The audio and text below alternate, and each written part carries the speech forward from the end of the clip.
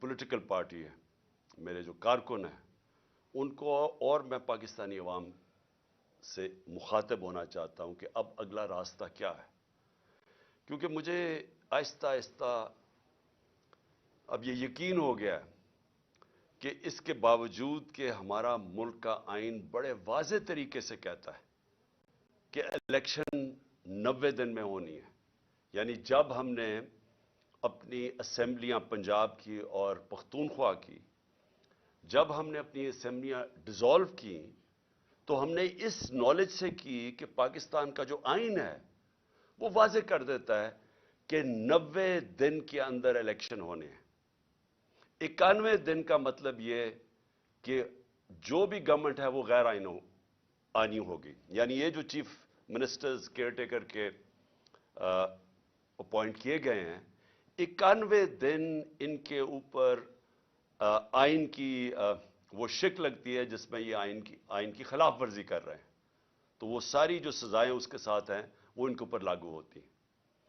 और इसके अंदर जो इलेक्शन कमीशन है, जो चीफ इलेक्शन कमिश्नर है, उसका जो रोल्स अब तक सामने आ रहा है कि इसके बावजूद कि उसको पता है कि पाकिस्तान का जो आइन है वो 90 दिन के अंदर इलेक्शन करवाया था जब हमारी असेंबलियां डिसॉल्व हुई, तो ना गवर्नर ने अभी तक उसके ऊपर चला है, दोनों गवर्नर्स नहीं चले, ना इलेक्शन कमीशन उसके ऊपर चली।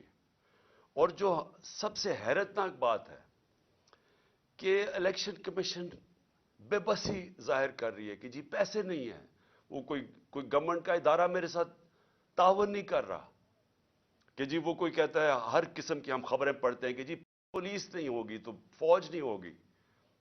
तो मेरे पाकिस्तानियों, ये समझ जाएं कि जिस दिन पाकिस्तान के आइन के ऊपर कोई अमल नहीं होता और पाकिस्तान की जुडिशरी अमल नहीं करवा सकती, यानी जुडिशरी फैसला करती है कि ये होना चाहिए आइन, और ये आइन, क्योंकि जुडिशरी तो आइन की इंटरप्रिटेशन करती है, तो वो जब एक चीज सामने रखती है कि ये वाज़े आइन में, और उसके बाद कोई भी हुकूमती, कोई भी इदारा, डिपार्टमेंट ये कहे कि हम जी इसमें तावन नहीं कर सकते, उसके बाद मुल्क का कानून खत्म हो गया।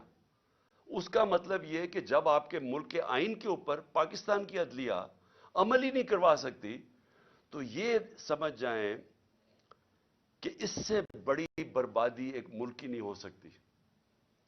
जंगे हार के मुल्क बच जाते हैं, फिर से खड़े हो जाते हैं। एटम बॉम्ब, 2 एटम बॉम्ब के बाद एक मुल्क 10 सालों में खुशहाल हो गया। बॉम्ब, जंगे, जलजले ये तबाह नहीं करते मुल्क को। मुल्क तबाह होता है जब उस मुल्क का इंसाफ खत्म हो जाता है, जब उस मुल्क में रूल ऑफ लॉ खत्म हो जाता है, जब उस मुल्क के जो बनाया हुआ आइन है उसके ऊपर अमल खत्म हो जाता है, और जब जजेस अपनी जजमेंट से एक मुल्क के ऊपर इंपोज नहीं कर सकते। तो हम आज उधर खड़े हो गए हैं, हम आज उधर खड़े हैं कि हम तमाशा देख रहे हैं। मैं पॉलिटिकल पार्टी का हेड हूं, हम इंतजार कर रहे हैं कि कब 90 दिन के इलेक्शन का कब शेड्यूल आएगा। हमने, फिर से मैं कहता हूं कि मैं कोई पागल तो नहीं था कि मैं अपनी 2 गवर्नमेंट्स गिरा दूं, डिसॉल्व कर दूं। हमने तो आइन को सामने रखते हुए डिसॉल्व किया। पहले हम इनको कोशिश करते रहे, इनको कहते, ये जो इंपोर्टेड हुकूमत आई है, इनको बार बार कहते रहे कि देखें, ये मुल्क आप नहीं चला सकते, आपके पास पब्लिक मैंडेट नहीं है। इलेक्शन से जो आता है उसके पास मैंडेट होता है, जो ऑक्शन से आता है, यानी जो लोगों के जमीरों की कीमत लगा के करोड़ों रुपए हराम का पैसा खर्च करके लोगों को खरीद के गवर्नमेंट कराता है, उसके पास पब्लिक मैंडेट नहीं होता, वो इस मुल्क को कभी भी नहीं संभाल सकता था। जिधर मुश्किल फैसले करने पड़े, ये कहते नहीं जी हमने बड़े मुश्किल फैसले किए। इन्होंने क्या मुश्किल फैसला किया? कीमतें बढ़ा दी। ये कोई मुश्किल फैसला है कि आप आके हर बिजली की, गैस की, सबकी, और ये जो कीमतें बढ़ाते जा रहे हैं कि जी हमें आईएमएफ ने कहा। हम भी आईएमएफ के नीचे थे, हम 2.5 साल आईएमएफ के नीचे थे, हमें भी कहा जा रहा था कीमतें बढ़ाएं। हमने अपने मुल्क की दौलत बढ़ाई, हमने वेल्थ क्रिएशन की, हमने वो अपने मुल्क में زیادہ ڈالرز، تاریخ میں سب سے زیادہ ڈالرز لے کے آئے. ہم نے پوری کوشش کی کہ ہمارے ملک کی جب دولت بڑھے گی تو ہم قرضے واپس کریں گے. انہوں نے آ کے آئی ایم ایف کے کندھے پہ بندوق چلائی، ساری چیزیں مہنگی کر دی کہ جی آئی ایم ایف کہہ رہا ہے ہمیں، اور لوگوں کی کمر توڑ دی. اور جو آمدنی تھی جس سے ہم نے قرضے واپس کرنے تھے وہ سکڑ گئے ہیں. نہ ہماری ایکسپورٹس بھی نیچے آ گئی، ریمیٹنس بھی نیچے آ گئی. اب ٹیکس کلیکشن نیچے آئی کیونکہ انڈسٹری بند ہو رہی ہے. جو ہماری پیداوار تھی، جو کسانوں کا حال ہے، وہ اب کسانوں کی پیداوار جب نیچے آئے گی تو ہم نے قرضے واپس کیسے کرنے ہیں؟ حل یہ تو نہیں ہے کہ اور مزید اور قرضے لیتے جاؤ. حل تو یہ ہے کہ ملک کی دولت میں اضافہ کریں تاکہ ہم قرضے واپس کریں. تو ان کے لیے جو مشکل اب ہے گورنمنٹ کے لیے، وہ ایک ہی تھی کہ کسی طرح یہ ملک میں ری اسٹرکچرنگ کروا دے. جو کرائسس آتا ہے اس کے اندر ہم ملک کے اندر اصلاحات کر دیتے، ہم اپنی آمدنی بڑھانے کے وہ سارا جو گورننس سسٹم ہے وہ چینج کر دیتے. وہ یہ اب کر نہیں سکتے کیونکہ ان کے پاس مینڈیٹ بھی نہیں ہے، نہ ان کے پاس صلاحیت ہے. لیکن میں آج اپنی قوم کے سامنے جو بات کہنا چاہتا ہوں کہ دیکھیں، اگر کسی کا خیال ہے، یہ میں پہلے بھی کہہ بیٹھا ہوں، کہ کوئی بڑا قابل، کوئی جینیس، کوئی اکانومسٹ دنیا سے باہر لے آئیں اور وہ ہمیں کوئی ایسی اکنامک پالیسی دے جس سے ملک اٹھ جائے گا، تو آپ کو سمجھنا چاہیے کہ اکنامک پالیسی ایک ملک کی انوائرمنٹ کے اندر بنائی جاتی ہے. یعنی ایک ماحول ہوتا ہے جس کے اندر اکنامک پالیسی امپلیمنٹ کی جاتی ہے. یعنی آپ کی گورنمنٹ کیسے چلتی ہے. سب سے اہم چیز ہوتی ہے رول آف لا. وہ کیوں امپورٹنٹ ہوتی ہے کہ اس میں جب میں کانٹریکٹ، میں مثلا سرمایہ کار پاکستان میں پیسہ لگانا چاہتا ہوں تو کیا میں اپنا کانٹریکٹ انفورس کر سکوں گا؟ کیا عدلیہ میری انویسٹمنٹ کو پروٹیکٹ کرے گی؟ کیا ملک کے اندر کیا وہ رول آف لا یعنی قانون کو امپلیمنٹ کرنے کی کیا وہ صلاحیت ہے کہ مجھے اعتماد ہوگا کہ میں جب پیسہ لگاؤں گا تو اس کی حفاظت کی جائے گی؟ آج یہ حال ہے کہ جو لوگوں نے پاکستانی بینکوں کے اندر ڈالرز رکھے ہوئے تھے، آج ان کو ڈالرز نہیں مل رہے. یہ ان کو گارنٹی دی گئی تھی کہ آپ اپنے ڈالرز پاکستان میں رکھیں بینکوں میں اور ہم ان کی حفاظت کریں گے. آج وہ لوگ اپنے ڈالرز بینکوں سے نہیں نکال سکتے. یہ بھی یہ کانٹریکٹ جو سوشل کانٹریکٹ ہوتا ہے عوام میں اور حکومت میں، پہلے تو یہ اس کی نفی کر کے رکھ دی ہے. اب سوچیں کون باہر سے پیسے لے کے آئے گا پاکستان میں؟ بلکہ بیرون ملک پاکستانی ابھی بھی اپنا پیسہ نکالنا شروع ہو گئے ہیں یا پیسہ نہیں لا رہے پاکستان میں، جس کا مطلب کہ ڈالرز مزید اور کم ہوتے جا رہے ہیں پاکستان میں، جس کا مطلب ڈالر کے قرضے بڑھتے جا رہے ہیں پاکستان میں. تو اس ماحول کے اندر یہ جو آج اتنی بڑی ہمارے آئین کی خلاف ورزی ہو رہی ہے کہ 90 دن سے یہ کوئی ان کی سوچ نہیں نظر آ رہی کہ 90 دن کے اندر الیکشن کروانا ہے، بلکہ پورا دباؤ رکھا جا رہا ہے، ہر ادارے کے اوپر دباؤ رکھا جا رہا ہے کہ کسی نہ کسی طرح یہ الیکشن کو کھینچے. کیونکہ یہ ساری جو پی ڈی ایم ہے یہ الیکشن سے بھاگ رہی ہے، ڈرتی ہے الیکشن لڑتے ہوئے. ان کو پھر سے میں کہتا ہوں، یہ الیکشن سے گورنمنٹ میں نہیں بیٹھے، آکشن سے بیٹھے ہوئے ہیں. یہ ڈرے ہوئے ہیں الیکشن ہوگا یہ ہار جائیں گے. لہٰذا اس کا مطلب یہ ہے کہ آئین کی خلاف ورزی ہو جائے لیکن الیکشن نہ ہو. اور یا پھر یہ کوشش کر رہے ہیں جو میں نے بات شروع کی تھی کہ میں پارٹی کا ہیڈ ہوں، ہمیں ابھی تیاری ہونی چاہیے تھی الیکشن کیمپین کی، مجھے ابھی ٹکٹس فائنلائز کرنے چاہیے تھے لوگوں کے تاکہ وہ ہمارے سارے جو کینڈیڈیٹس اپنے حلقوں میں نکلیں، لیکن ابھی تک ہمیں ڈیٹ ہی نہیں مل رہی. اور یہ کدھر تک جائیں گے؟ کیا ان کا وہ خیال ہے جو انہوں نے کراچی میں کیا تھا کہ ڈیلے کرتے کرتے ڈیٹس چینج کرتے کرتے آخر میں اتنا تھوڑا ٹائم دیا الیکشن سے پہلے کو کوئی کیمپین ہی نہیں کر سکا، کیونکہ یہ چاہتے تھے کہ ٹرن آؤٹ کم ہو. اگر لوگ کم نکلیں گے ووٹ ڈالنے کے لیے تو یہ سمجھتے ہیں کہ انہوں نے دھاندلی کر کے یہ الیکشن جیت سکتے ہیں. جو کراچی میں پیپلز پارٹی کا کراچی میں ووٹ بینک ہے ہی نہیں، کوئی پول سروے کر لیں، لیکن وہ الیکشن میں بڑا کارنامے دکھاتی ہے. وہ کیوں کرتی ہے؟ کیونکہ لوگ نکلتے نہیں اور دھاندلی کا موقع مل گیا. ہماری جو تحریک انصاف کی کوشش، جو ہم 16 جولائی کا الیکشن جیتے، اس کے بعد جو ہم اکتوبر کے اندر نیشنل اسمبلی کے الیکشن جیتے، جو ہم 16 जुलाई को प्रोविंशियल असेंबली के पंजाब में इलेक्शन जीते। हम कैसे जीते? क्योंकि बड़ा जबरदस्त टर्नआउट हुआ, पब्लिक वो कभी बाय इलेक्शन में इतनी पब्लिक निकली नहीं, इसलिए हम जीत गए। और धांधली के बावजूद हम जीते।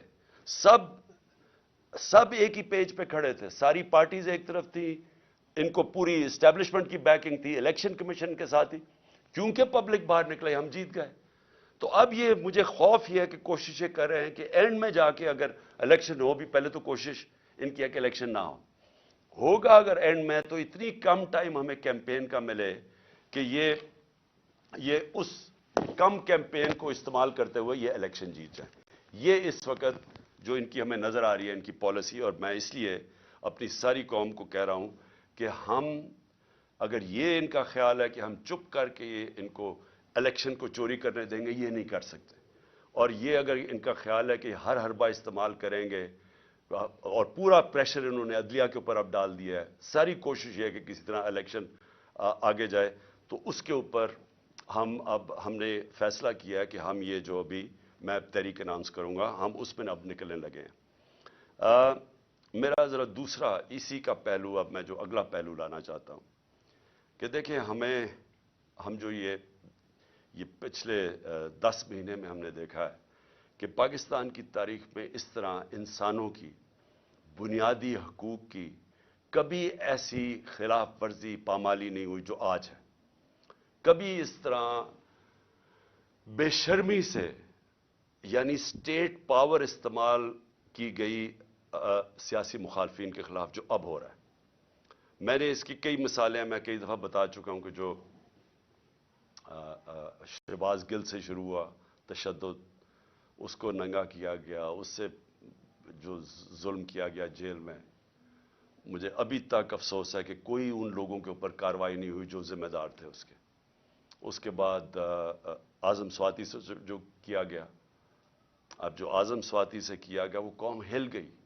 खास तौर पे पहले तो जो तशद्दुद किया, उसके बाद जो एक वीडियो उसकी भेजी गई उनकी बीवी को और उनकी बेटी को। इस तरह की चीजें कभी इस मुल्क की तारीख में नहीं हुई कि ऐसी ब्लैकमेलिंग और ऐसा इस मुल्क में नहीं हुआ। और उसके बाद जो फौज चौधरी को उठाया, शेख रशीद को उठाया, लेकिन जो सहाफियों से हुआ, मैं इसलिए बार बार कहता हूं कि ये सारा कनेक्टेड है। मुंह बंद करवाने के लिए, ब्लैकमेल करने के लिए सारी कैंपेन्स की गई।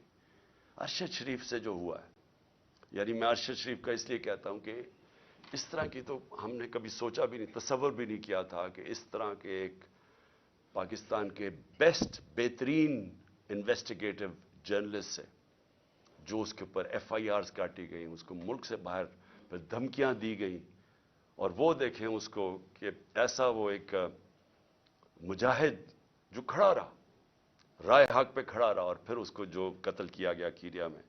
यानी इस तरह की मेरे होते हुए तो कोई मैंने मिसाल नहीं देखी। हालांकि मैंने जनरल मुशर्रफ का मार्शल लॉ देखा, वहां कभी इस तरह की हरकतें नहीं हुई जो इन 10-11 महीनों में हुई। और उसके बाद मैं और भी जमील फारूकी वो जाके बता रहे हैं कैसे नंगा किया गया, टॉर्चर। कितने सोशल मीडिया के एक्टिविस्ट, यंग लड़कियों को तो धमकियां, लड़कों को जिन्होंने उठाया और उसके बाद उनको किसी सेफ हाउस में लेके गए, वहां मार धाड़ करके उसको वापस ले आए। और इससे ये सोचा ये जा रहा है कि इससे ये कंट्रोल कर लेंगे मुल्क को। जिस तरह हम भेड़ बकरियां हमें मार मूर के तो हमें सारों को कंट्रोल कर लेंगे, ये सारा हो रहा है इसके पीछे। मैं इसके ऊपर खास तवज्जो जरा देना चाहता हूं कि मेरी जो JIT है, मैं ये इसलिए आपके सामने रख रहा हूं क्योंकि मैं ये बार बार लोगों के सामने इस चीज को ले आया हूं। इससे पहले मैं सिर्फ कहना चाहता हूं कि 13 की रात को एक मुल्तान के अंदर पेपर्स दर्ज करवाने का जो टाइम था, उस एक इंसिडेंट होता है, नून लीग की और तहरीक इंसाफ के कारकुनों में कोई थोड़ी झड़प होती है। उसी दिन रात को नून लीग के कारकुनों को कुछ नहीं कहा जाता, एक दो के ऊपर FIR काट देती, उनको कुछ नहीं कहा जाता। 20 तहरीक इंसाफ के कारकुनों के घरों में उस दिन सारी रात 2-2, 3-3 बजे घरों में घुसे। वहां ना चादर और चार दीवारी की ना इन्होंने परवाह की। جس طرح 25 مئی میں انہوں نے کیا ہمارے ساتھ، ایم پیز کے گھروں میں گھسے 2-3 بجے. بھئی آپ پولیس ہیں، یہ پولیس سے یہ کام کروایا جا رہا ہے، تو لوگ پولیس سے نفرت کریں گے یا نہیں کریں گے؟ کون سی دنیا کی پولیس یہ کرتی ہے؟ ڈاکوؤں کی طرح لوگوں کے گھروں میں گھساتے ہیں 3 بجے، اور وہاں جا کے عورتوں کے سامنے، ان کی فیملیز کے سامنے وہاں خوف پھیلاتے ہیں اور ڈراتے ہیں، دھمکاتے ہیں، چیزیں توڑ کے چلے جاتے ہیں. یہ کون سی دنیا میں ہوتا ہے؟ اور کدھر ہے انسانوں کے؟ اور یہ کون ہے؟ یہ پولیٹیکل ورکرز ہے. انہوں نے کون سا جرم کیا ہے کہ یہ جو 25 میں کون سا جرم کیا تھا کہ جو انہوں نے جس طرح کا ظلم کیا؟ اور آج دیکھیں کہ یہ جو کیئر ٹیکر گورنمنٹ جو ہوتی ہے نیوٹرل، اس کا مطلب ہوتا ہے کہ یہ بالکل غیر جانبدار ہوتی ہے. کیئر ٹیکر گورنمنٹ ایسی بٹھائیں جو ہمارے سخت مخالف، جس طرح یہ چیف منسٹر پنجاب کا بٹھایا ہوا ہے، اس کی چینل دیکھ لیں، یہ ہمارا بدترین مخالف ہے اور آصف زرداری کا بغل بچہ ہے. اس کو لا کے یہاں بٹھایا گیا، اور وہ آدمی جو کہ جس کا کردار مشکوک ہے، جس نے نیب میں سیٹلمنٹ کی ہوئی ہے، یعنی کرپشن کے اندر پیسے دیے ہوئے ہیں، اس کو اوپر لا کے بٹھا دیا. اس نے سارے وہ آفیسرز، ہم نے 23 آفیسرز کی لسٹ دی کہ انہوں نے ہمارے اوپر 25 مئی پر تشدد کیا، ان میں سے 16 کو یہاں واپس لا کے بٹھا دیا اور اہم پوزیشنز پہ بٹھا دیا.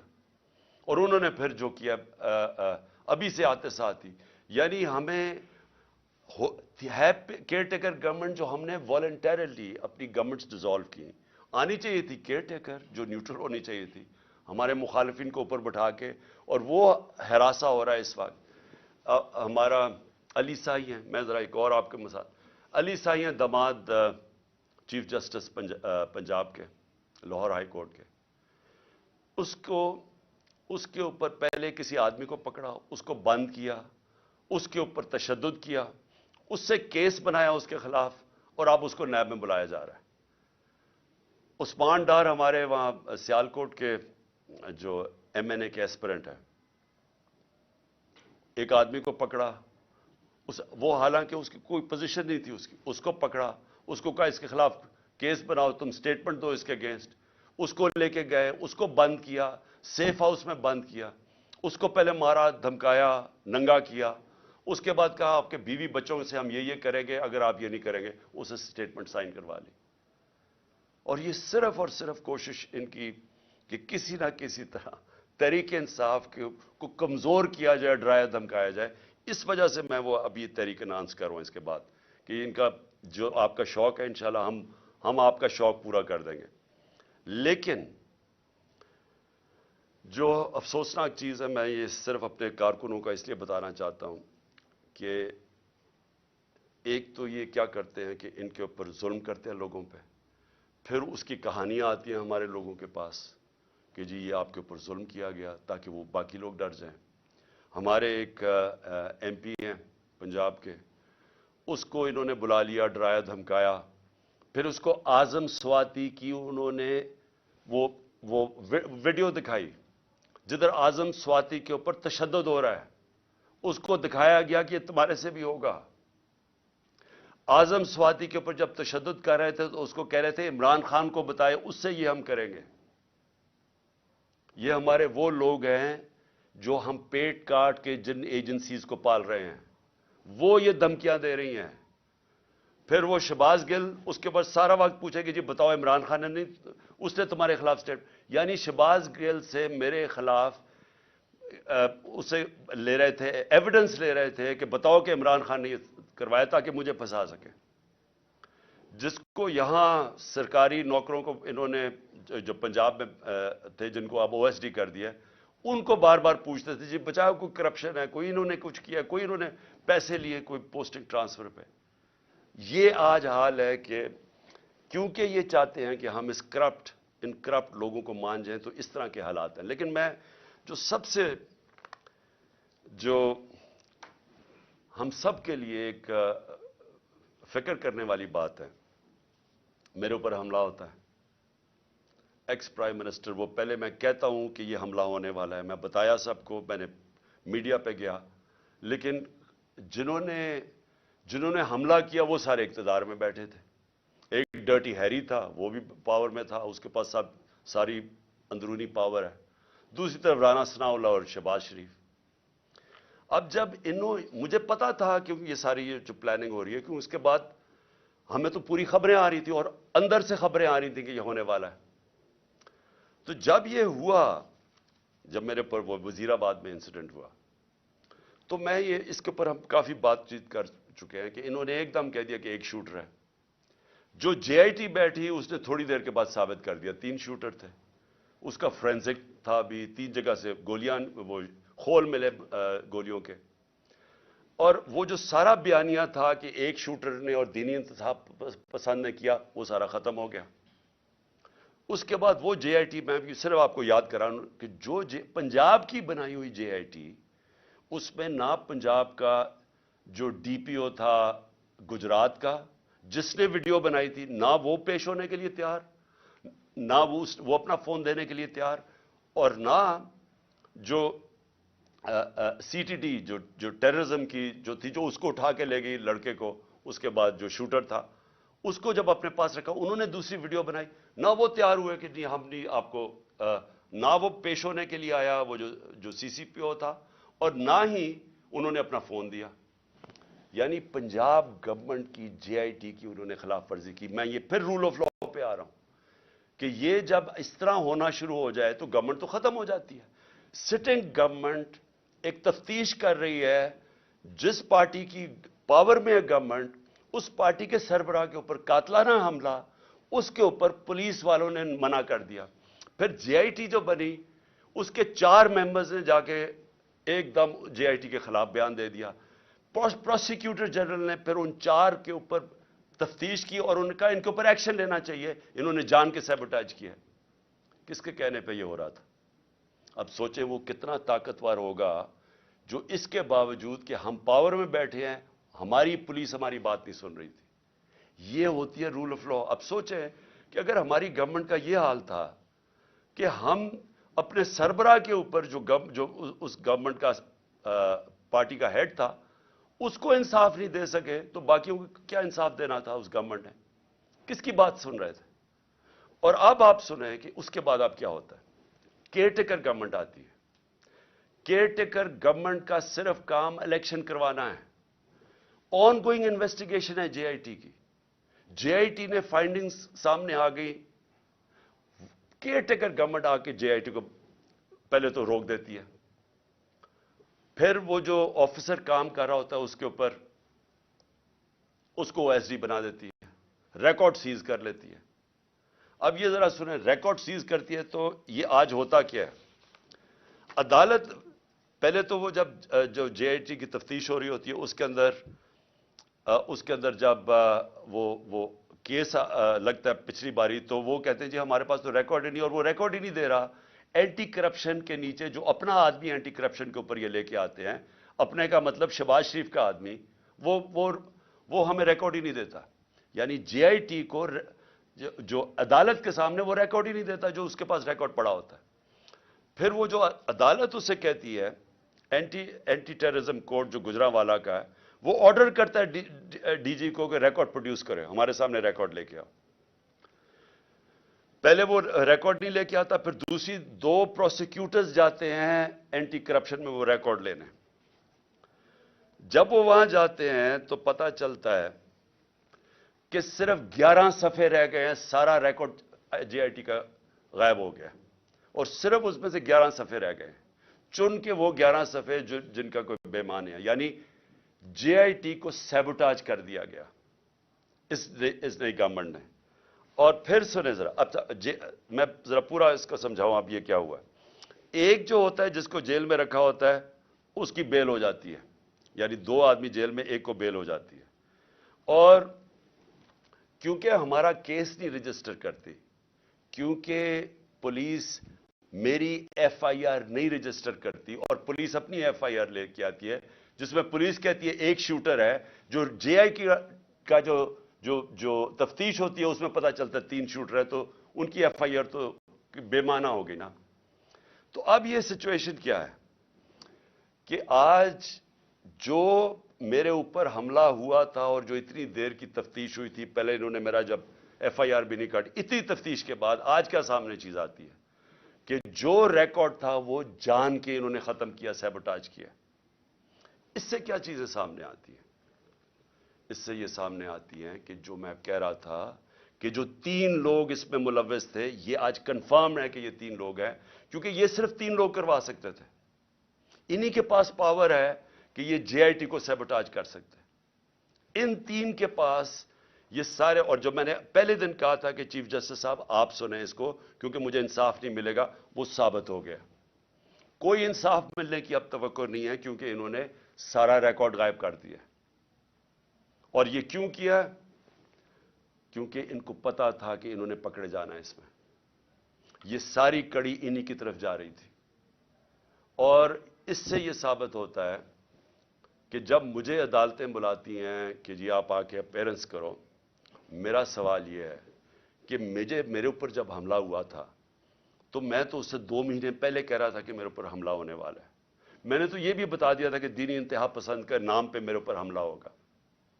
مجھے تو کسی نے نہیں بچایا, نہ کسی نے میری کوئی پرواہ کی کہ اس کے اوپر ایک اٹیمپٹ ہونے لگا ہے. اور کیونکہ کس نے بچانا تھا, جنہوں نے بچانا تھا وہ خود ہی ملوث تھے اس میں. اور تب ہی میں نے کہا تھا کہ اگر انہی کے اوپر چھوڑ دی تفتیش, یہ تو ہونے ہی نہیں دیں گے جو انہوں نے نہیں ہونے دی. اس سے اب آگے چلیں. اس کا مطلب کہ اگر یہ 3 لوگ ابھی بھی پاور میں بیٹھے ہوئے ہیں تو میری جان ابھی بھی خطرے میں ہے, کیونکہ ان لوگوں کے ہوتے ہوئے کون مجھے پروٹیکشن دے گا؟ کہ اگر یہ جو 3 ہیں وہ ڈرٹی ہیری ملا کے اور یہ جو رانا ثناء اللہ اور ان کے پیچھے ہے, تو کون پروٹیکٹ کرے گا مجھے؟ میں جب بھی میں جاؤں گا پبلک میں, ان سے خطرہ تو ان سے ہے, جنہوں نے پروٹیکٹ کرنا ہے وہی, ان سے مجھے خطرہ ہے. اور یہ ثابت ہو گیا جے آئی ٹی سے. میں اگلی بات کرنا چاہتا ہوں بس آخر میں. رانا ثناء اللہ نے بڑے زوروں شوروں سے کہا کہ جناب کہ میں نے یہ ایک میرے پاس آڈیو ہے کسی جج صاحب کے اوپر, امپلائی کر رہا تھا کسی جج صاحب کے اوپر. 1996 میں جب بے نظیر کی حکومت گرائی گئی تو وہ ذرا ججمنٹ دیکھ لیں جس میں فاروق لغاری نے جب جو گورنمنٹ گرائی تو اس کے اندر ایک سب سے بڑی وجہ کیا تھی کہ بے نظیر گورنمنٹ کو انہوں نے کہا کہ یہ فون ٹیپنگ کرتے ہیں, لوگوں کے فون ٹیپ کرتے ہیں. جو صدر نکسن امریکن پریزیڈنٹ, جو بڑا تکڑا پریزیڈنٹ تھا, اس کی گورنمنٹ گری کیونکہ اس کے اوپر یہ ثابت ہو گیا کہ یہ مخالفین کے ٹیلی فون کو ٹیپ کرتا ہے, اس لیے اس کو جانا پڑا. تو یہ تو خود ہی انٹیریئر منسٹر نے کہہ دیا ہے کہ ہمارے پاس ہم فون ٹیپ کرتے ہیں. اس کے اوپر ان کی گورنمنٹ جانی چاہیے. میں یہ سمجھتا ہوں کہ یہ جو طریقہ کار اس مافیا کا ہے, کیونکہ یہ پولیٹیشنز نہیں ہیں, مافیاز یہ چیزیں کرتے ہیں انصاف سے بچنے کے لیے, بلیک میل کرنے کے لیے. میرے اوپر بھی کہا جی میری ٹیپیں میں نے رکھی ہوئی ہیں. میں ایز پرائم منسٹر, میں نے عدالت میں بتایا ہوا ہے کہ میری پرائم منسٹر کی سیکیور لائن سے میری وہ مجھے انہوں نے ٹیپس بنائی ہوئی تھی, اور میری سیکیور لائن کے اوپر میرے پرنسپل سیکرٹری سے بات چیت انہوں نے ایجنسیز نے پبلک کر دی. تو اگر اس کے اوپر ایکشن نہیں لیا جائے گا, یعنی میں اب اپنی عدلیہ سے کہنا چاہتا ہوں کہ یہ تو ملک کو بالکل ہی, یعنی آپ پہلے تو یہ جو عدلیہ فیصلہ کرتی ہے اس پہ نہیں چلتے.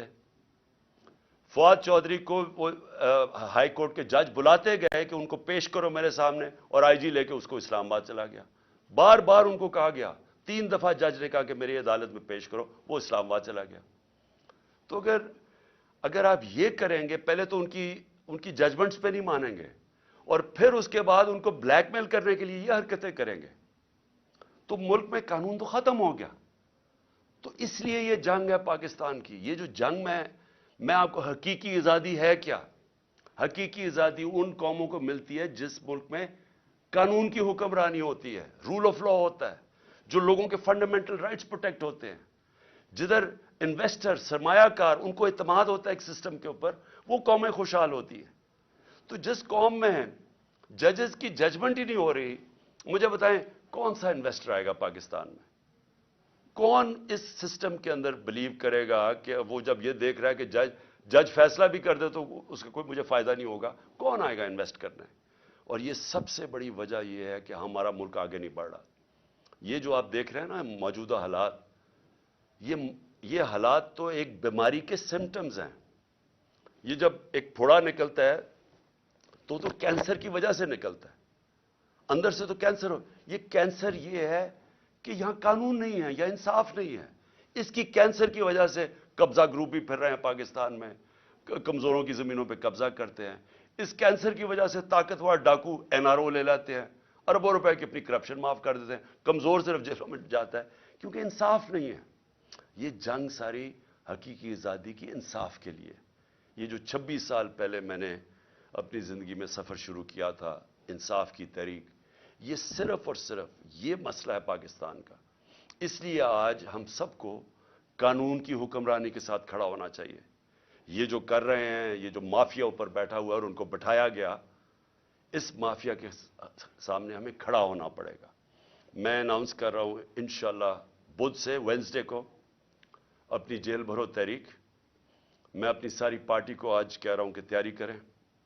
ہم نے شروع کرنا ہے لاہور سے، اور ہم پھر پاکستان کے بڑے بڑے ہر اگلے دن بڑے بڑے شہروں کے اندر ہم جیل بھرنے کی اپنی تحریک شروع کریں گے، جیل بھریں گے. ہم کیا بتانا کی کوشش کر رہے ہیں؟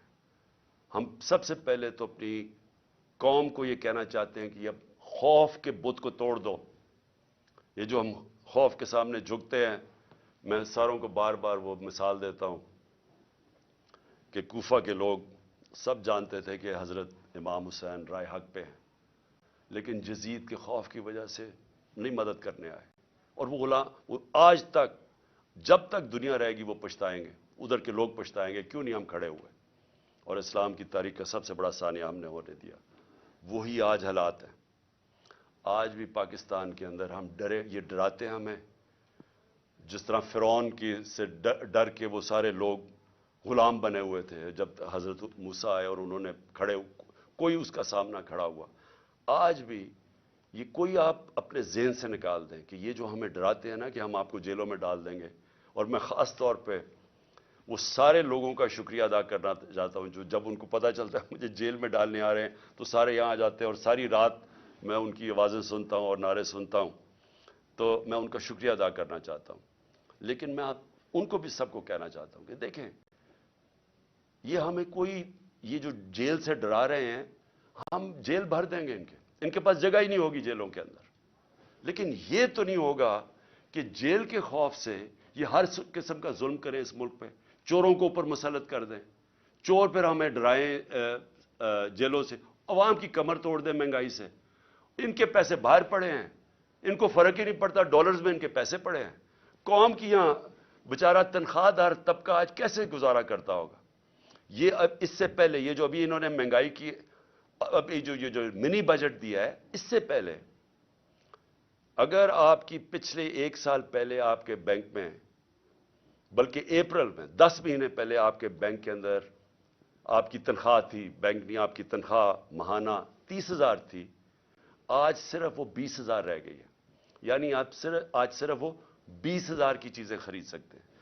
اور اب ایک اور مزید طوفان آ رہا ہے مہنگائی کا. جو آج مہنگائی ہے، آج کی شرح میرے خیال میں 30-32 تھی، آج اس سے بھی اوپر چلی گئی ہے، 38-39 پہ چلی گئی ہے. اس کا مطلب یہ مزید مہنگائی ابھی اور بڑھے گی. تو ان کو تو فرق ہی نہیں پڑتا کیونکہ ان کے پیسے باہر پڑے ہیں. اور ڈالرز کا مطلب کہ ان کے پیسے پاکستان کے مقابلے میں اس میں اضافہ ہو رہا ہے دولت میں. کیونکہ ہمارا جس طرح روپے کی قیمت گرتی رہی اور مہنگائی بڑھتی جا رہی ہے تو روپیہ کم چیزیں خریدتا ہے، لیکن کیونکہ ڈالرز میں ہے وہ ڈالر زیادہ چیزیں خریدتا ہے. تو ان کو کوئی نقصان نہیں ہو رہا. یہ جو ملک میں اس وقت عذاب آیا ہوا ہے مہنگائی کا. تو انشاءاللہ بدھ کو میں سب کو آج اپنی ساری قوم کو بھی، اپنی تحریک، اپنی پارٹی کو، سب کو کہہ رہا ہوں کہ ہم یہ شروع کریں گے اور یہ سارے پاکستان کے اندر ہماری یہ تحریک جائے گی.